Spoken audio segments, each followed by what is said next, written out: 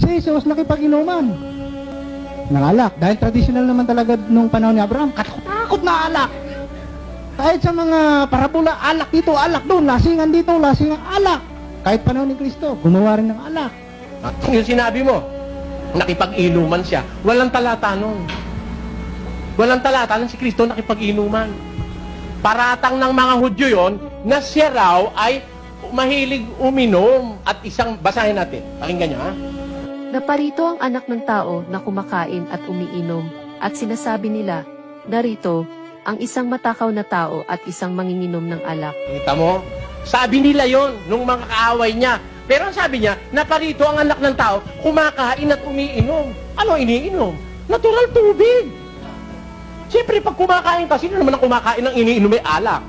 Pag alak, namumulutan lang, hindi kumakain. Pero pag kumakain ka, kasunod ng tubig.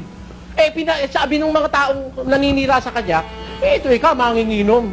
Lasenggo, ibig sabihin. Tanong ko, si Kristo ba umiinom ng alak na nakakalaseng? Ha? Umiinom ba siya ng alak na nakakalaseng? Masama, madidispresyo naman yung kinikilala kong Panginoon. Hindi ako papayag noon. Pakinggan niyo. Kaya ay magiging dakila, Sapagkat siya'y magiging dakila sa paningin ng Panginoon, at siya'y hindi iinom ng alak ni matapang na inumin. Tenyo, si San Juan, ang sabi sa hula, magiging dakila siya sa paningin ng Panginoon at hindi siya iinom ng alak ni ng matapang na inumin. Si San Juan, ano? Sino bang mas dakila? Si Juan o si Kristo? Mas dakila si Kristo kung si Juan, para maging dakila, hindi iinom ng alak. Si Kristo hindi uminom ng alak. Saan ka makakabasa si Kristo? Uminom ng alak na nakakalasing. Ngayon, dalawang klase po ang alak. Isang bagong alak na hindi nakakalasing at isang lumang alak na fermented liquor. Fermented because it has undergone the process of fermentation. And fermentation is a process of decay. At kung yun ay process of decay, ang tawag doon, intoxicating liquor. Nakakalason. Yun ang nakakalasing. Walang pruweba sa Biblia na si Kristo, uminom ng alak na nakakalasing. Kung uminuman siya ng katas ng ubas, hindi pa alak na nakakalasing yon. At ang katunayan, nung gumawa siya ng alak, 6 na tapayang malalaki. Ano? Gumawa siya. Binigay. Inuman yung mga tao. Pumunta ngayon yung kapitan, ang tawag doon, kumbaga siya ang tumititipistehos Host? Pumunta. Saan ang galing itong alak na to?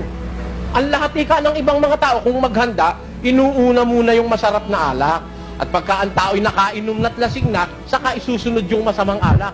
Pero ito ikang alak na to, hanggang ngayon masarap ang alak mo. Lasing ba?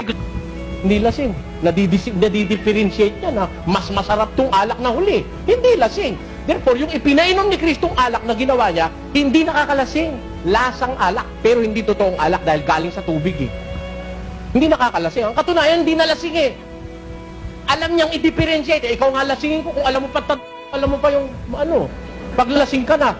Hindi na. Ito alam i-differentiate. Itong alak mo ikaw hanggang ngayon masarap, maganda, mabuting alak. Hindi nakakalasing. Ang katunayan, bawal ni Kristo na uminom ng alak na nakakalasing ang kanyang mga lingkod. 23. Pakinggan niyo sa Kawikaan. Huwag kang tumingin sa alak pagka mapula, pagka nagbibigay ng kanyang kulay sa saro. Pag mapula alak at saka nagbibigay ng kulay sa saro, ibig sabihin matandang alak na to. Anong sabi? Sa huli ay kumakagat ito na parang ahas at tumutukang parang ulupong. Bawal ng Diyos Paano mo sasabihin siya lasenggo't konsentidor gumagawa ng alak nakakalasing? Doon, hindi pwede yun.